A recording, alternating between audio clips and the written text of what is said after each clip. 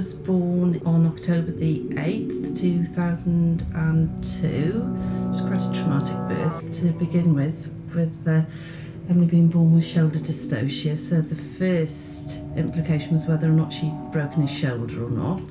So she underwent a course of physiotherapy for this first 6 weeks of her life until they picked up that she had a heart defect and was going to need to have a VSD and an ASD closure, which one was a large hole and the other was smaller holes, but we weren't really aware of that so much at the time. It was more of a worry of this large hole that was sort of almost creating that she was running a marathon 24 hours a day. Once she had the operation, she was only in hospital for 5 days, and the contrast when she came out was phenomenal. Really was. She fared really well and, you know, started behaving more like a normal baby should.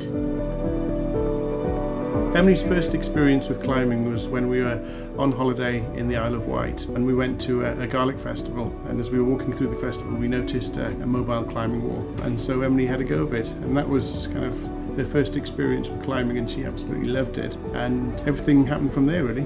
When we got back we saw Boulder's first opening, and I had to go in there, and I really liked that. That's when I started climbing in boulders. I was amazed. I saw all the high walls. They were much higher than the mobile climbing wall. It was amazing.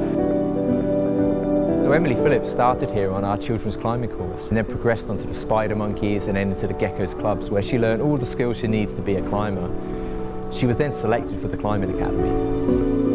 So our climbing clubs here at Boulders are a great way for the youngsters to take their skills further and develop as climbers. The aim of our clubs is to set them up to become independent climbers in the future, so they can go out and enjoy everything that's great about climbing for themselves.